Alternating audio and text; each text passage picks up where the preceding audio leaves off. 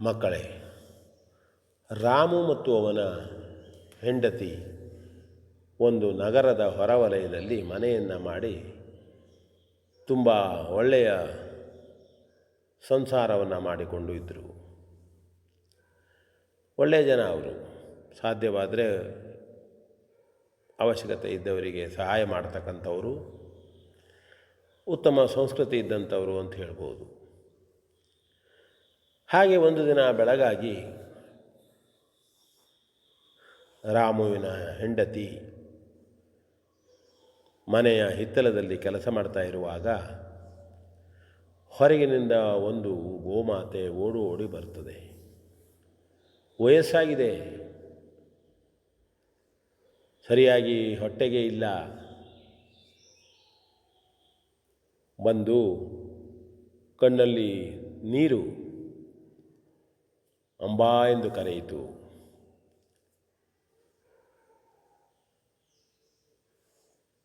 ರಾಮುವಿನ ಹೆಂಡತಿ ನೋಡಿದಳು. ಏನು ಆಗ ಗೋಮಾತೆ ತನ್ನ ಪರಿಸ್ಥಿತಿಯ ಬಗ್ಗೆ ಹೇಳತೊಡಗಿತು. ನೋಡಮ್ಮ, ನಾನು ನಿನ್ನ ಹಾಗೆಯೇ ಒಂದು ಮನೆಯಲ್ಲಿ ದೊಡ್ಡ ಸಂಸಾರದಲ್ಲಿದ್ದಂಥವನು. ನಾನು ಚಿಕ್ಕವನಿದ್ದಾಗಲೂ ನನ್ನನ್ನು ತುಂಬ ಪ್ರೀತಿಯಿಂದ ಸಾಕಿದರು ನನ್ನ ಮನೆಯ ಒಡೆಯ. ಏನೆಲ್ಲವನ್ನೂ ಕೊಡಿಸಿದರು. ಯಾಕೆ ಅಂತಂದರೆ ನಾನು ಗೋಮಾತೆ, ಆಕಳು ಎಂಬುದಾಗಿ ನನ್ನನ್ನು ಕರೀತಿದ್ದರು. ಮುಂದೆ ಹಾಲು ಕೊಡುತ್ತೇನೆ, ಕರ ಹಾಕ್ತೇನೆ, ಎಲ್ಲವ ಭಾವನೆಯಿಂದ ಮನೆಯವರಿಗೆಲ್ಲ ನಾನು ತುಂಬ ಅಚ್ಚುಮೆಚ್ಚು ಪ್ರೀತಿ. ಅವರ ಭಾವನೆಗೆ, ಅವರ ಇಚ್ಛೆಗೆ ಏನೂ ವಿರುದ್ಧ ಆಗಲೇ ಇಲ್ಲ. ಪ್ರತಿ ವರ್ಷವೂ ಒಂದು ಕರುವನ್ನು ನಾನು ನೀಡಿದೆ. ಹಾಲು, ಯಥೇಚ್ಛವಾದಂತಹ ಹಾಲು. ನನ್ನ ಕರುವಿಗೆ ಸ್ವಲ್ಪ ಕೊಟ್ಟರೆ ಅವರು ನಮಗೆ ಬೇಕಾದ ಹಾಲನ್ನು ಒಯ್ತಿದ್ದರು. ನನ್ನನ್ನು ಕೂಡ ಚೆನ್ನಾಗಿಯೇ ನೋಡಿಕೊಂಡರು, ಯಾರಿಗೂ ತೊಂದರೆ ಆಗಲಿಲ್ಲ.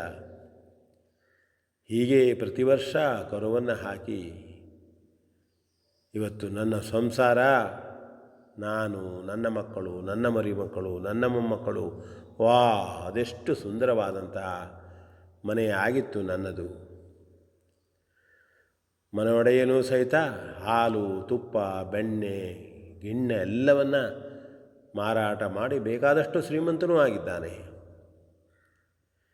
ಈಗ ನನಗೆ ವಯಸ್ಸಾಗಿದೆ ಅಮ್ಮ. ನಾನು ಹಾಲು ಕೊಡ್ತಾ ಇಲ್ಲ ಈಗ. ಹಾಗಾಗಿ ನಿನ್ನೆ ನನ್ನ ಒಡೆಯನ ಮನೆಗೆ ಯಾರೋ ಬಂದವರಿಗೆ ನನ್ನ ಒಡೆಯ ಹೇಳ್ತಾ ಇದ್ದ, ಇವಳಿಗೆ ಭಾಳಷ್ಟು ಕರುವಾಗಿ ಹೋಯಿತು, ವಯಸ್ಸಾಯಿತು, ದಾಣೆ ಕೊಡೋದೊಂದೇ ಆಗ್ತದೆ, ಇವಕ್ಕೆ ಆಹಾರವನ್ನು ಕೊಡುವುದು ಮಾತ್ರ ಆಗ್ತದೆ. ಆದ್ದರಿಂದ ಇದನ್ನು ನೀವು ತೆಗೆದುಕೊಂಡು ಹೋಗ್ಬೋದು, ಹಣ ಕೊಡಬೇಕಾಗಿಯೂ ಇಲ್ಲ ಎಂಬುದಾಗಿ ಹೇಳ್ತಾ ಇದ್ದ. ಅಮ್ಮ, ನನಗೆ ಭಾಳ ದುಃಖ ಆಯಿತು. ಯಾರೋ ಬರುವವರು, ಯಾರೋ ನನ್ನನ್ನು ಒಯ್ಯುವವರು ಎಲ್ಲಿ ಕಸಾಯಿಖಾನೆಗೆ ನನ್ನನ್ನು ತೆಗೆದುಕೊಂಡು ಹೋಗ್ತಾರೋ, ಇಲ್ಲ ರಸ್ತೆಯಲ್ಲೇ ನನ್ನನ್ನು ಬಿಟ್ಟು ಬಿಡ್ತಾರೋ ಏನೋ ಅಂತ ನನಗೆ ಗೊತ್ತಿಲ್ಲ. ಭಾಳಷ್ಟು ಜನ ಹೀಗೆ ಮಾಡೋದನ್ನು ನೋಡಿದ್ದೇನೆ. ನಮ್ಮ ಗೋ ಮಾತೆಯರನ್ನು ಹಾಲು ಕರೆಯುವುದಿಲ್ಲ, ಕರ ಹಾಕುವುದಿಲ್ಲ ಎಂದಾಗ ಇದೇ ರೀತಿ ಮಾಡಿದ್ದನ್ನು ನಾನು ನೋಡಿದ್ದೇನೆ ಅಮ್ಮ. ಅದಕ್ಕಾಗಿ ಇಲ್ಲಿಗೆ ಓಡೋಡಿ ಬಂದೆ. ನನಗೆ ಒಳ ಪ್ರವೇಶ ಮಾಡಿಸ್ಕೊಳ್ತೀರೋ, ನನ್ನನ್ನು ಇಟ್ಕೊಳ್ತೀರೋ ಕೆಲವು ದಿವಸ ಆದರೂ ಎಂಬುದಾಗಿ ಕಣ್ಣೀರು ಸುರಿಸುತ್ತಾ ಕೇಳಿದಳು.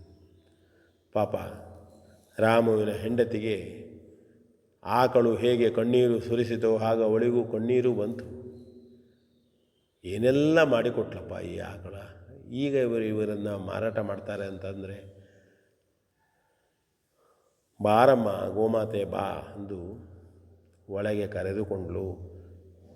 ಒಂದು ಉತ್ತಮವಾದಂತಹ ಮನೆಯ ಭಾಗದಲ್ಲಿ ಗೋಮಾತೆಗೆ ಆಶ್ರಯ ಕೊಟ್ಟಳು. ತಿಂಡಿ ಕುಡಿಯುವುದಕ್ಕೆ ಕೊಟ್ಟು ಉಪಚರಿಸಿದಳು. ಹಾಗೆ ಕೆಲವು ದಿನ ಕಳೀತು. ಆ ಗೋಮಾತೆ ಸಹಿತ ಮತ್ತೆ ಮೈಯನ್ನು ಅಂದರೆ ದಷ್ಟಪುಷ್ಟವಾಗಿ ಬೆಳೆದು ಮತ್ತೊಮ್ಮೆ ಒಂದು ಕರುವಿಗೆ ಜನ್ಮ ನೀಡಿದಳು. ಆಗ ಮನೆಯಲ್ಲಿ ರಾಮು ಮತ್ತು ಅವನ ಹೆಂಡತಿಗೆ ಸಂತೋಷವೇ ಸಂತೋಷ.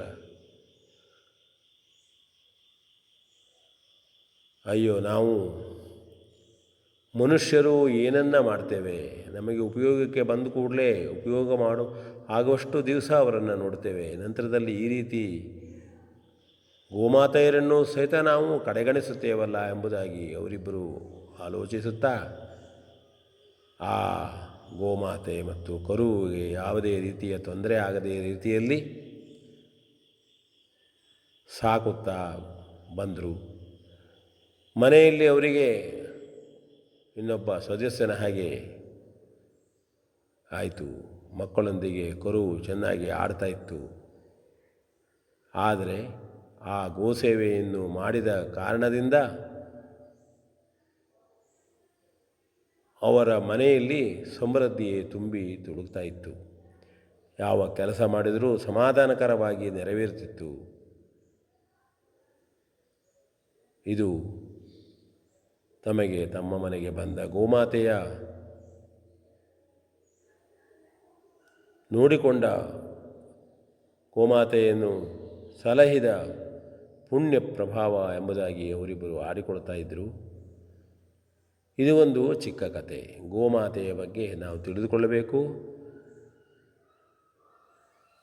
ಕೇವಲ ಹಾಲು ಕೊಡುವಷ್ಟೇ ದಿವಸ ಗೋಮಾತೆಯನ್ನು ಇಟ್ಟು ಪೂಜಿಸುವುದಲ್ಲ. ಅವು ಒಂದು ಪ್ರಾಣಿಗಳು, ಜೀವ ಇದೆ, ಮಕ್ಕಳಿದ್ದಾರೆ, ಮರಿಗಳಿದ್ದಾರೆ.